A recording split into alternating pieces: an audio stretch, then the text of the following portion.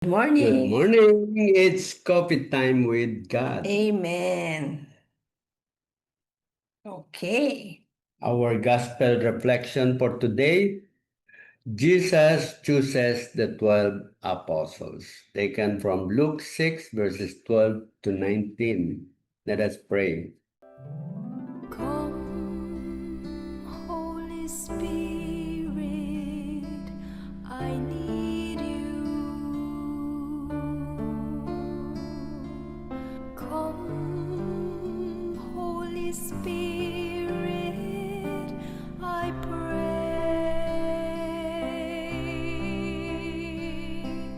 Come with your strength and your power.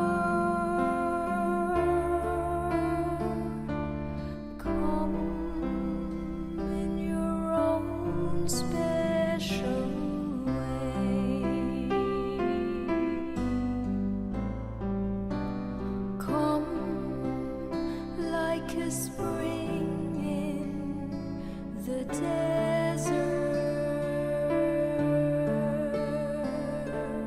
Come to the weary of soul. Oh, let your sweet healing power touch me and make me whole. A reading from the Holy Gospel according to Luke. Jesus departed to the mountain to pray, and he spent the night in prayer to God. When day came, he called his disciples to himself, and from them he chose 12, whom he also named apostles: Simon, whom he named Peter, and his brother Andrew; James, John, Philip, Bartholomew, Matthew, Thomas, James the son of Alphaeus, Simon who was called a zealot, and Judas the son of James, and Judas Iscariot, who became a traitor. And he came down with them and stood on a stretch of level ground. A great crowd of his disciples, and a large number of the people from all Judea and Jerusalem, and the coastal region of Tyre and Sidon, came to hear him, and to be healed of their diseases. And even those who were tormented by unclean spirits were cured. Everyone in the crowd sought to touch him, because power came forth from him and healed them all. The Gospel of the Lord. Praise to you, Lord Jesus Christ. Okay, sa akin pwede bang dalawa? Sige. So yung gustuhan ko dito yung Jesus departed to the mountain to pray. At saka yung Judas Iscariot who became a traitor. Aha. Yeah. Sige. So unang-una, pag tinignan mo dito, inumpisahan agad dito na si Jesus nagdasal. 'Di ba? So talagang pinapakita niya sa mga tao, sa lalo-lalo na sa mga kasama niya, na talagang nagdadasal siya. So, syempre, susunod sila pag ganun yung kanilang leader, di ba? Binanggit din dito lahat yung mga pangalan ng apostles niya. And binanggit din si Judas, sinabi pa, who became a traitor. Ibig sabihin, ang title kasi Jesus chooses the 12 apostles. Biriin mo ha si Jesus, He is the Son of God. Pero bakit binigyan siya ng isang apostle who became a traitor? Di ba pwede na naman questionin yun? Bakit inalaw ni God yun? Di ba? So nalabas na naman dito na may plano si God na hindi natin alam. Amen. Yan lang. Okay. So, si Jesus went to the mountain to pray. Kasi kinaumagahan, pipili siya ng kanyang mga apostoles. Yun yung makakatulong niya sa kanyang mga gustong gawin. Ang sa akin naman, he came down with them. Parang sabay-sabay tayong maglalakbay sa pag-alalay or ag-agapay doon sa mga nahihirapan makilakbay sa atin. Kasi ang paglalakbay na ito yung paglalakbay ng buhay na eventually you'll be able to be one with yung mga pilgrims na yan so that mas makakarating tayo sa langit when we walk with them. Okay. So, he came down with them. O yun, sabi mo nga, with them. Ibig sabihin, kasama sila. So, hindi niya pinauna o hindi siya yung nauna, kundi sabay-sabay sila. So, wala dun parang siya yung head o siya yung leader. So, magandang example yon. Tapos, hindi rin siya parang nung bumaba, syempre maraming tao doon, yung hindi namimili, no? Kung sino yung, hindi nga niya alam kung sino yung bababaan niya, yung pala may mga sakit. Eh, minsan nga yung mga may sakit, nakakahawa pa yun, di ba? But he chose to go down with them or to be with them, walk with them. Yan, okay. So yung ano, no, yung ang talagang nagustuhan ko na message sa atin dito ni God is yung sa buhay natin, meron talagang pwedeng mag-traitor sa buhay natin. Ngayon, dahil pag nabasa natin to at inintindi natin yung sinasabi niya dito, gagaan yung kalooban natin. Kasi siya na nga anak siya ng Diyos. Merong nag-betray sa kanya. Tayo pa kaya? Tapos ngayon, ano ang ginawa niya, di ba? Dahil doon sa betrayal na yon, di, namatay siya. Doon nagsimula yun, di ba? Pero narinig niyo ba na nag-curse si Jesus?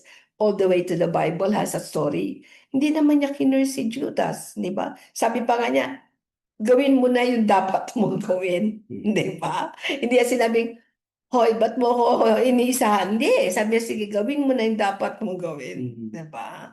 Ang na-feel ko rin dito, no? Kaya nasabi din ni Jesus yung gawin mo yung dapat mong gawin. Kasi pag tayo alam natin yung purpose natin o yung mission natin sa buhay natin, hindi tayo matatakot kahit anong mangyari.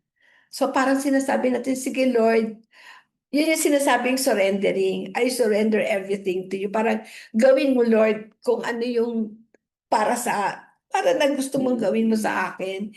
And we don't question the Lord. No? We just wait kung ano man yung mangyayari sa buhay natin because we entrusted God our lives.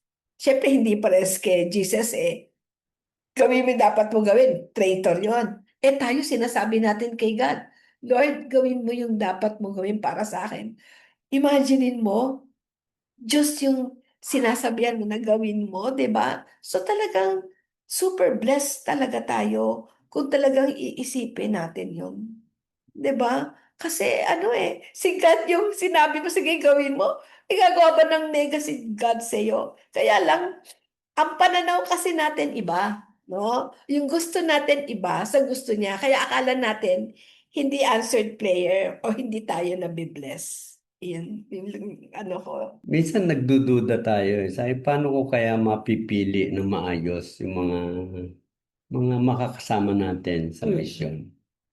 Talagang ang hirap naman mamili. Correct. Actually, marami na tayo na experience na ganun Ang sipag-sipag, no? Mamaya bigla na lang nawala. So, ang ganda ng ang ganda ng kanyang formation, yung sa kanyang pananaw, very positive. Pero mamaya biglang mawala. There are things naman parang tinawag siya for a greater mission. Meron naman talagang naligaw, mali yung decision nila. But kung yan ay pinagdasal natin, God will always accompany us doon Yes. sa ating paglalakbay. At sa ating paglalakbay, yung mga mali na mga decision, those are also reason para magkaroon ng pagkakaisa, maging concern sa isa't isa. And these things are not meant to parang sirain tayo. But it is meant to make us strong, endure the sufferings, the sacrifices na ating binibigay sa ating mission. And eventually, yan yung parang sinasabi, pagka na-endure mo yan, darating ang time, wala na talagang makakapag provoke sa'yo Mm. para magalit, para manghina, di ba? Para umayaw na, para mag-quit. Yan, wala na lahat yon. And you will feel so blessed, you will feel at peace, you will feel joyful as you journey in your mission together with Amen. all the others na lahat naman tayo ay all imperfect. Yeah. Kaya magandang ano yan, magandang message sa atin kasi hindi tayo madi-disappoint agad-agad kasi talagang expected na meron talagang nagkakaroon ng nega, no? Sa isang community, kahit sa pamilya, 'di ba?